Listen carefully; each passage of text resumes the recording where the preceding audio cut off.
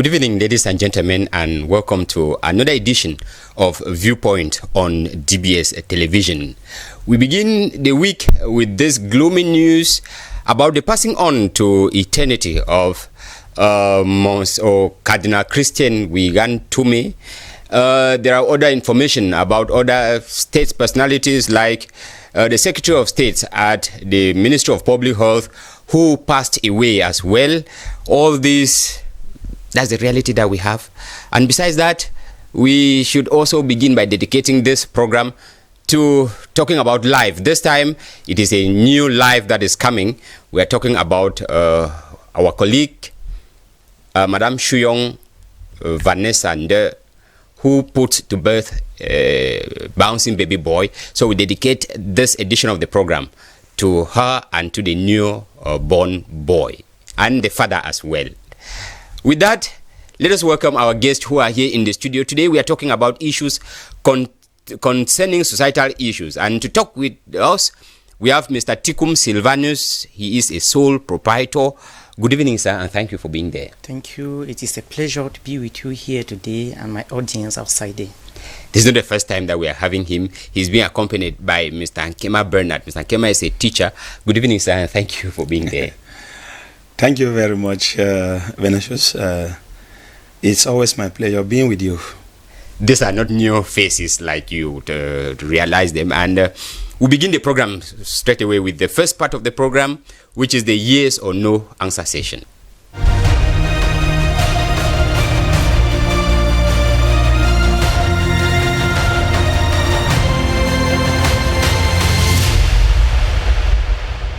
We begin with question 1, and we are talking about the salary situation in Cameroon. Mr. Nkema, I begin with you. Do workers in the private sector in Cameroon have a right to their salaries? They do have. They have the right to their salaries. Yes, they do have.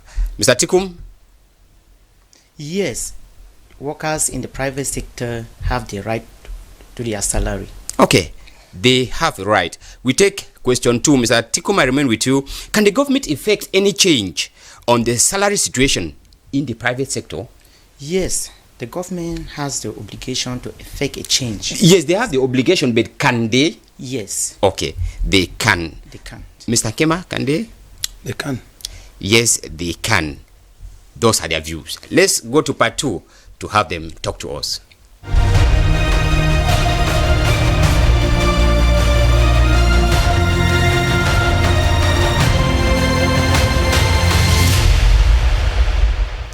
It is not new in Cameroon that we have a society where we hear of strike actions every now and then. Most of the striking workers have something to do with months of unpaid salaries. And in today's edition of the program, we are looking at salaries of workers, especially in the private sector. And we are asking the question, these workers, do they have a right to their salaries? Because it would appear that when you work throughout the month, at the end of the month, you still practically beg for your salary. Mr. Nkema, I begin with you. You think that these workers, especially in the private sector, that they have a right to their salaries, but that is not what we have on the field. I think workers, be it private or public, they have the right to their salaries. Yes. The first thing is these salaries that keep them functioning. It is this same salary that permits them to pay transport to work, which permits them to take care of their families, pay their house rents, and other bills. But it is so annoying to hear that a worker, somebody work at the end of the month, that person does not have his or her salaries. It's a problem. It's a very big problem. I think proprietors of private enterprises should be conscious. They should place themselves in a certain situation and understand that no matter how little the salary is and agreed upon, that salary has to be paid.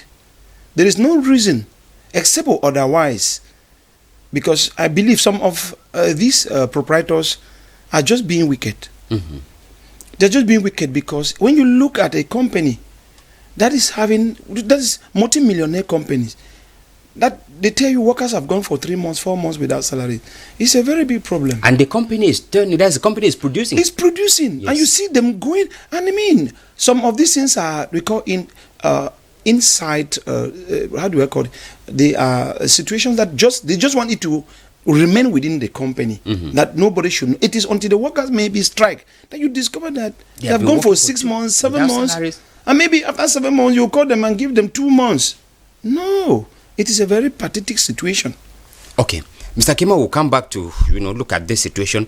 Mr. Tikum, I take from you are a sole proprietor, and we have it that like I said, it's like when you work at the end of the month, you go to practically beg for your salary. Is it a right or a duty?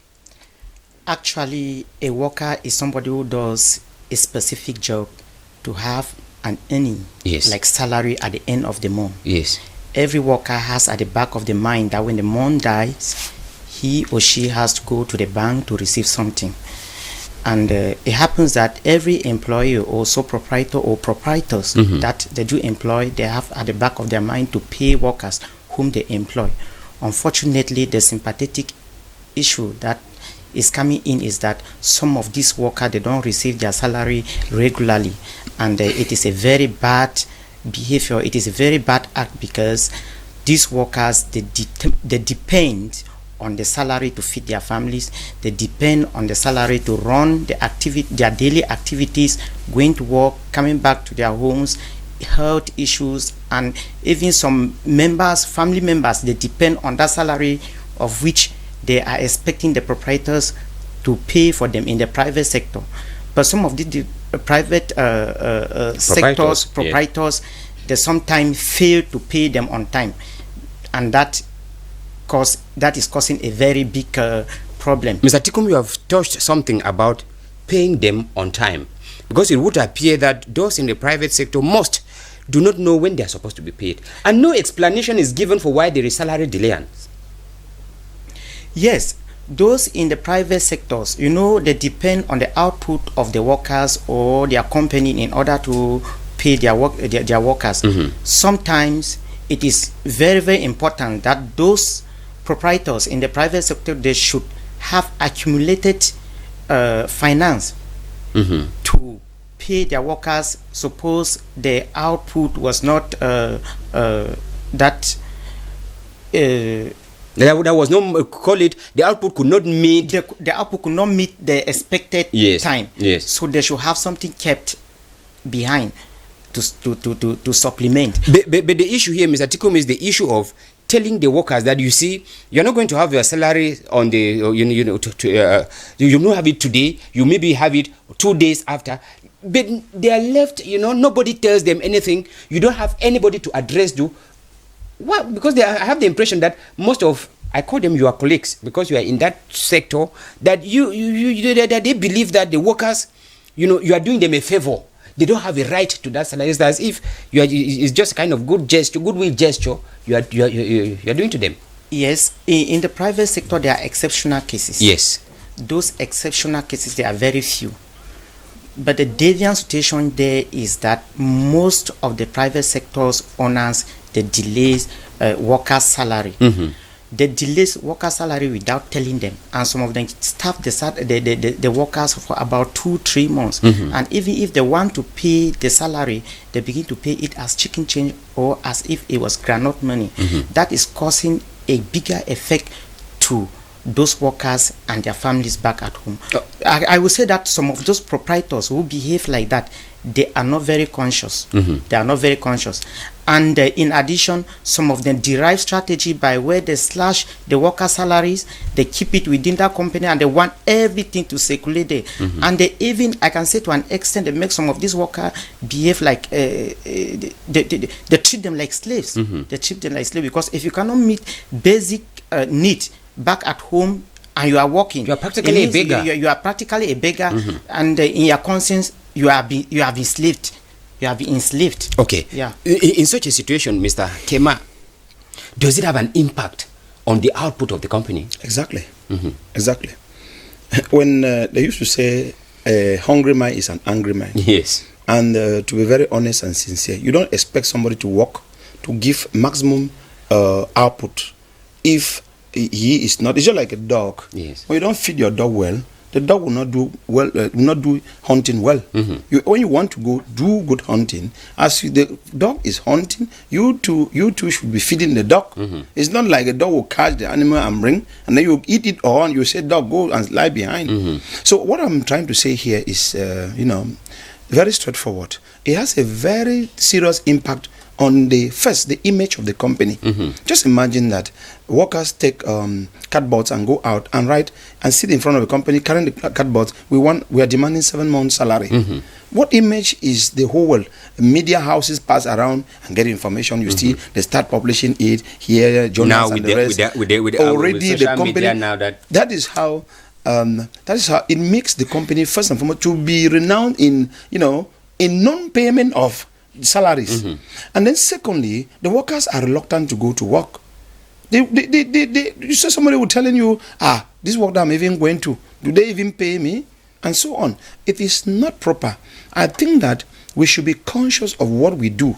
I think that if the proprietors want their company, some are being wicked, let me be honest with you, because it's not like they lack money. And when you open a company, we don't sympathize so long as people's feeling and interests are concerned. If you create a company, you have 20 workers, and these 20 workers are supposed to be paid this amount of money paid at the end of the month. First of all, put their salary situation at hand. Because without those workers, your company cannot progress. I'll give you a very good example. Let's take an example of a proprietor of a school. You cannot tell me you have 1,000 students and you are unable to pay your teachers. Teachers who are not up to 100. But he doesn't pay. But repair work is going on in school. There is nothing like lack in school. He is buying his car. Material he's living in a comfortable house. Yes. His car. But though, let's keep aside his car and the rest. But my worry is this: what you put in is what you receive at the end of the day.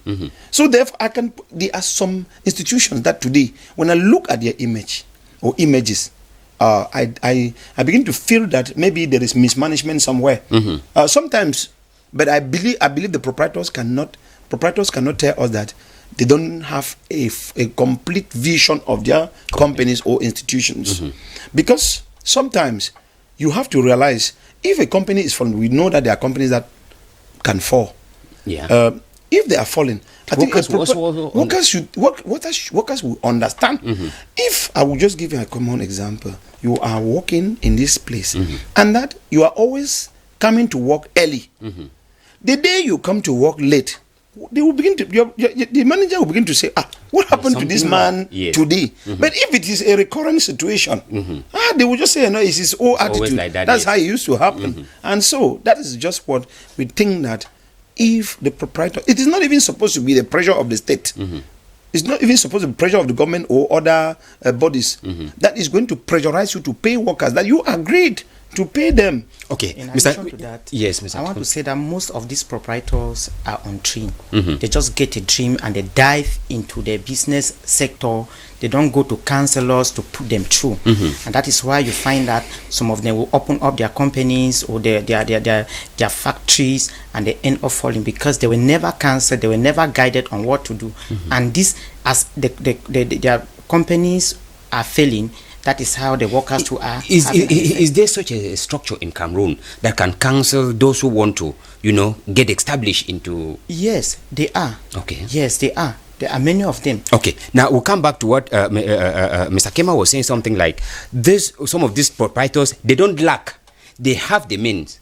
But then I'm asking the question: when they have the money to pay the workers and they don't pay the workers, is it the kind of punish the workers? Is it bad faith, or let the workers feel the weight of their money, or what is really at stake? Don't they think about the well-being of their company as well? Sir, I want to tell you that we are living in a very devilish society now. Everybody is so self-centered, egoistic and nepotic, in such a way that people want to engulf things within themselves. If they don't see an interest in you extra, if you go to work in a company and you think that the little that you know is only it that you give, you don't be creative, you may end up living there with no even salary, or you may end up being dismissed there for no reason. So as a worker, I'm telling this to the worker, as a worker in a sector, you should go extra miles. Give your best. Give your best.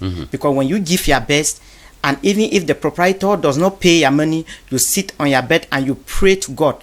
God will definitely touch the heart of that proprietor. That somebody is crying because he has given his labor to you and you are not awarding him or her for that.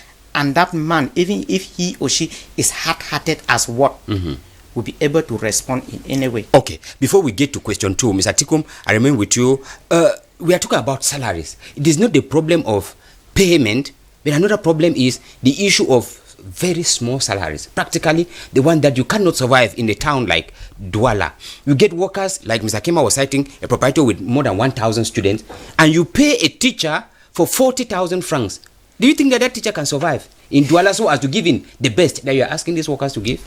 That teacher cannot survive in the case of teachers. And even any person working in any other company and is only focus on that company.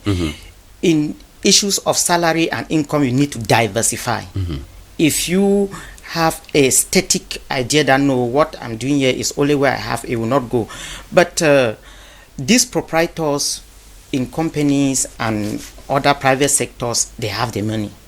They have the money, and considering the fact that our society is that which is plagued with a lot of unemployment, they are taking advantage of that situation to say that, okay, because there are so many people outside there, let me get you. And if you don't want to work for this salary of 30,000 francs, you get away. Somebody will come in and do the same work. And by so doing, it even go a long way to affect those companies and those proprietors, because you will take less skilled people to come and work for less salary, and you will not be able, your company will not be able to produce well, and your product will not be consumed by the society in a long run. Okay, Mr. Kema, we are already moving into, taking from the same logic that Mr. Tikum is bringing. We are already living in a society where we are talking about we don't want to go for quality again, because when you are working with such a low salary, can you still give in your best? You can't. How will you give in your best when your salary is so low? Is it a matter? I want to think that in normal terms, salaries should reflect your educational level. And your educational level as well as experience. As of course, let's go. Let's begin to go. Those are aspects that are supposed to be put into consideration. Experience comes in this way. Experience in the sense that you have been working in that milieu for a certain duration, maybe it's elsewhere, and you are moving to a new company. But you see, to me, the logic in the whole stuff is that the payment of salaries should reflect, one, the person in question. Let me give you an example. You can do a job, and then somebody come from behind and spoil the whole thing. There are proprietors, like he rightly said, that do not bother about who is very experienced and who is very educated. They bother about whether there is some work going on in my company, and it ends like that. It's not news to let you understand that engineers who are trained specifically for specific aspects are highly paid. Yes. Very highly paid. Yes. And the services are highly needed. But when you compare it with that of the teachers of, let's say, go back, I think there is something that is really, we should have a base. As a proprietor, before being a proprietor, you must have worked yourself somewhere. And you should understand that same work that these people are coming to do is what you have done before. But maybe you were even paid better paid. And you come in with your own workers and you show them a different interest. It's a problem. It's a problem. Okay, that brings us to question 2, where we are trying to find out, can the government effect any control on the salary situation in the private sector? Mr. Kema, I remain with you.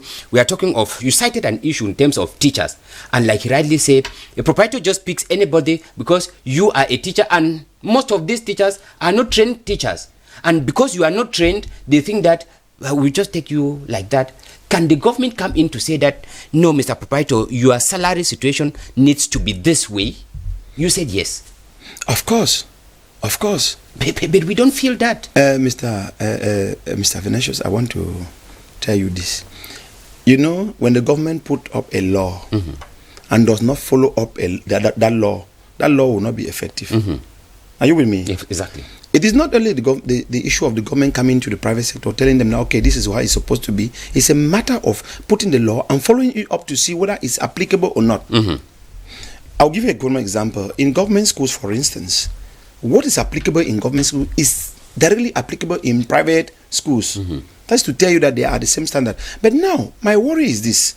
There's still in normal terms, the government is supposed to step in. First and foremost, I will use schools as much as possible because this is where we feel a lot of impact. Yes. And you can see the salary. In fact, you can cry for the salary is being paid to somebody. That person is taking that salary, has already consumed more than half of that salary. He has electricity bill. He's taking 40,000 francs, for instance, as salary. He has electricity bill, maybe 3,000. He has to pay transport to go to that work throughout the whole month, which is going to maybe 10,000. He has to pay maybe water bill and pay house rents, and then feed him or herself. And if he should have a family. We are talking about people who do not even have a family. Okay. In fact, it is very pathetic. But if you ask my opinion, the government can step in, and it is simple. Group these schools into categories. Grade them. And each school should fall under a category. And each of those categories, workers with this qualification in this category must have this salary. Must earn this. If you, the proprietor, cannot meet up, then you close your school and allowed others, those who can meet up. Okay, Mr. Kema, I will come back to you. Mr. Tikum, when you look at it, you see that the government comes up with the minimum salary in Cameroon, which is practically about 36,000. Yes. Which is even below the 40,000 that some proprietors even pay their teachers in Douala here. Yes. So how would such a government come in now to impose a salary more than what they have? Because the minimum is, I am legally free to pay my workers from 36,000. The government has taken everything into consideration. That is why they set a salary base of about 35 or 36,000. About 36,000, yes. About 36,000 francs. They are taking in consideration somebody who never went to school or somebody who never acquired skill. That is why the salary was set to that level. And the government has equally taken into consideration that she cannot employ all the everybody. Yes. And so he thinks of what to do in order to remedy this situation. The government came in with subsidies. The government is subsidizing schools. The government is subsidizing company. It's even subsidizing some NGO to train people. But unfortunately, the default in this issue is that some people with big neck, let me put it out in quote, they find out that if they go to this sector of development in the private sector, they may have the opportunity to have a bigger cake from the government or have their own share from the cake of from the government, and then when they take it, they sit on it.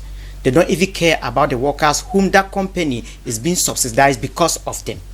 That is where the problem is coming. As for the government is doing its best to see that situation are at least remedied in such a way that everybody should be at a square meal a day.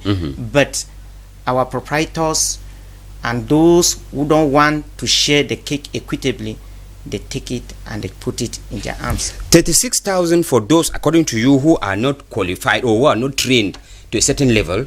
And we understand that in most economies, it is the private sector that develop most economies, not even the public sector.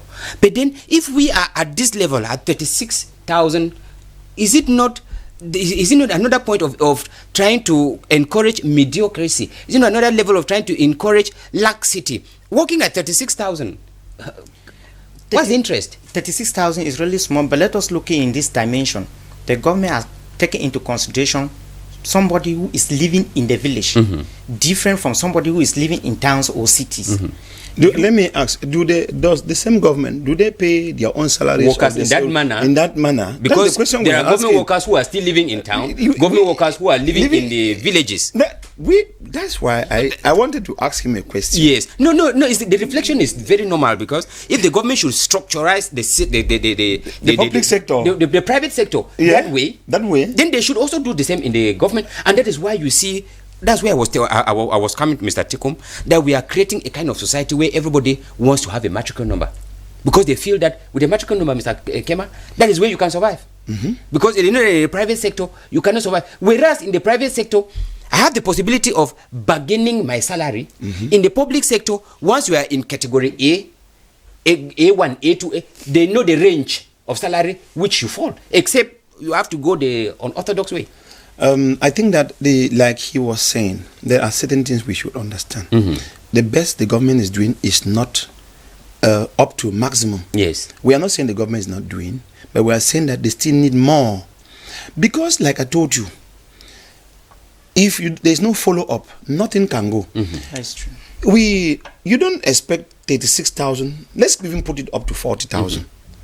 With the standard of living of the people and you see the way things are expensive in our normal markets.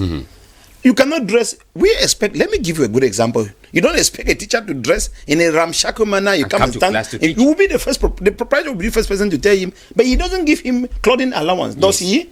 He is those dresses that he's wearing is inside that 40,000 that you gave him. A normal dressing in a normal dressing for 1 month or 1 year. How much do you spend? Okay. Yes. Round up. Yes. So what I was like trying to say is that I want us to understand this. The government should pop in here, define each level, this category with this qualification.